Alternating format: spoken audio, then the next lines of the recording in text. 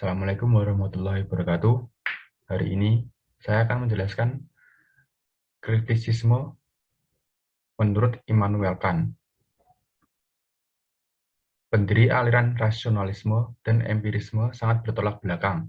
Rasionalisme berpendirian bahwa rasio merupakan sumber pengenalan atau pengetahuan, sedangkan empirisme berpendirian sebaliknya, bahwa pengalaman menjadi sumber tersebut. Maka, pada saat itu muncullah seorang filsuf paling penting dalam kebudayaan Barat yang karyanya sangat orisinil dan jangkauannya sangat luas. Filsuf tersebut bernama Immanuel Kant yang mencoba mensintesakan dua persoalan tersebut, dan dengan cara demikian ia mengubah perjalanan filsafat. Immanuel Kant, sang penghancur terbesar dalam dunia pemikiran, berusaha mengadakan penyelesaian atas pertikaian antara rasionalisme dan empirisme.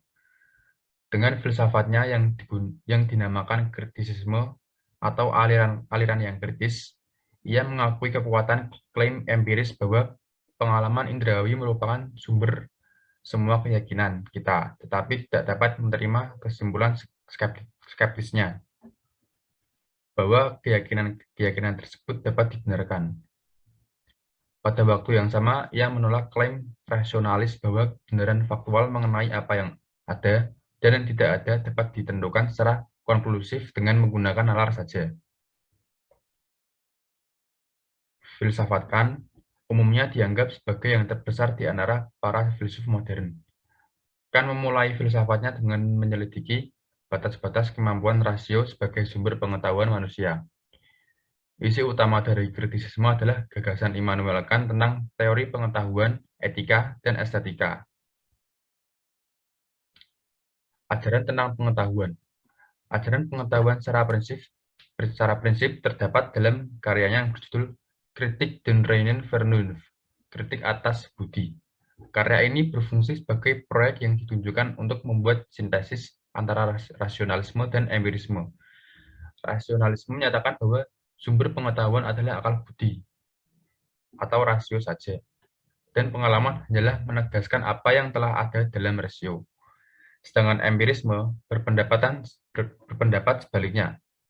Sumber pengalaman hanyalah pengalaman indrawi sehingga hanya yang bisa diindra saja yang bisa dijadikan dasar pengetahuan. Kant memberikan reaksi kritis terhadap kedua pendapat tersebut. Meskipun Kant mengagumi filsafat Hume, namun ia tidak bisa menerima ajaran Hume yang mengatakan bahwa dalam ilmu pengetahuan alam tidak bisa dicapai kepastian, namun hanya kemungkinan. Dalam hal ini, Kant ingin membuktikan kemungkinan adanya pengetahuan a priori yang mendasari filsafat transendennya sebagai suatu prinsip pengetahuan. Dari ide dasar ini, Kant lalu menjelaskan logika transendennya yang tujuan dasarnya adalah untuk menopang pengetahuan a priorinya dan menyadarkan bahwa pengetahuan tidak secara mutlak hanya berhenti pada pengetahuan empirik dan a posteriori. Dalam bukunya yang berjudul Kritik der reinen Vernunft, Kant membedakan adanya hierarki dalam proses pengetahuan manusia, yaitu sebagai berikut. Tingkat pemahaman indrawi, Sinneswahrnehmung. Pengetahuan kita merupakan sintesis atas unsur-unsur yang sebelum pengalaman a priori dengan unsur-unsur yang didapat setelah pengalaman a posteriori. Pada tahap pemahaman indrawi ini sudah ada dua unsur a priori, yaitu ruang dan waktu, Raum und Zeit. Ruang dan waktu menurut Kant bukanlah bagian dari realitas empiris, melainkan merupakan perlengkapan mental atau instrumen rohaniah yang menganggap data-data indrawi. Pada tahap ini, yang terjadi adalah pengalaman manusia, belum pengetahuan. Kant berpendapat bahwa objek persepsi langsung sebagian disebabkan karena benda eksternal dan sebagian karena aparatus persepsi kita sendiri. Untuk membuktikan bahwa ruang dan waktu merupakan bentuk a priori, Kant memiliki dua kelompok argumen. Yang pertama metafisis, yang kedua logis, atau sebagaimana ia menyebutkan transendental.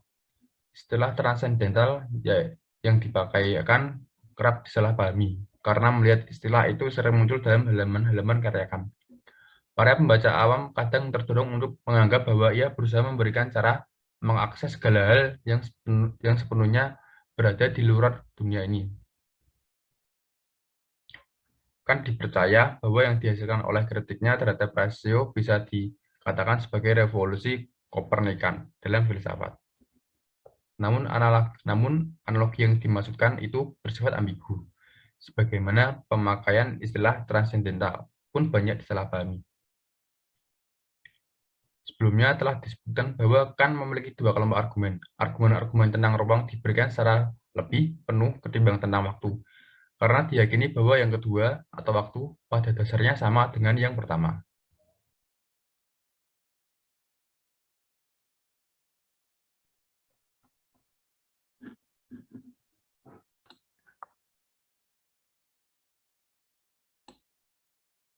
Ada 4 argumen metafisis mengenai ruang. Ruang bukanlah konsep empirik yang diabstraksikan dari pengalaman luar, karena ruang dimisalkan keberadaannya dengan merujuk pada sesuatu yang eksternal, dan pengalaman eksternal hanya dimungkinkan melalui kehadiran ruang. Ruang merupakan kehadiran a priori mutlak yang tidak mendasari semua persepsi eksternal, karena kita tidak dapat membayangkan tentang ketiadaan ruang. Kendati kita dapat membayangkan bahwa dalam ruang itu tidak ada apapun. Ruang tidaklah diskursif dan bukan konsep umum mengenai hubungan benda secara umum, karena yang ada hanyalah satu ruang. Sedangkan yang bisa kita sebut ruangan hanyalah bagian-bagiannya, bukan keutuhannya. Ruang tersaji sebagai ukuran besar yang tak terhingga, yang melingkupi seluruh bagian ruang. Hubungan ini berbeda dengan hubungan antar konsep dengan contohnya, dan karena itu ruang bukanlah konsep, melainkan intuisi. Pada tingkat ini, akal budi Verstrand mulai bekerja secara spontan. Kerja akal mengatur data-data indrawi, yaitu dengan mengemukakan putusan-putusan. Segala hasil pengamatan indera diolah oleh akal hingga menjadi suatu sintese yang teratur, hingga menjadi putusan-putusan. Dalam hal ini, kan menerapkan apa yang disebut dengan kategori-kategori, yaitu konsep-konsep fundamental atau pengertian pokok yang membantu manusia dalam menyusun ilmu pengetahuan. Kategori-kategori ini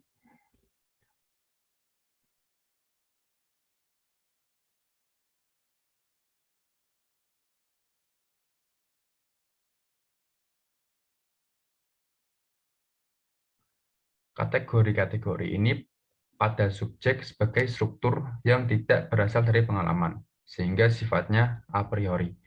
Menurut Kant, kategori-kategori yang secara khusus bersifat asasi adalah kategori-kategori yang menunjukkan kuantitas, kualitas, hubungan, dan modalitas. Menurut Kant, pada tingkat akal budi, Verstrand, inilah kita bisa mendapatkan pengetahuan yang tepat dan mutlak, seperti ilmu pengetahuan alam. Dan demikian bagi kan, pengetahuan adalah pengalaman ditambah dengan kategori-kategori akal budi. Dengan ini, kan menolak pandangan Hume yang menyatakan bahwa ilmu pengetahuan alam tidak bisa mencapai kepastian, namun hanya mampu memberikan kemungkinan.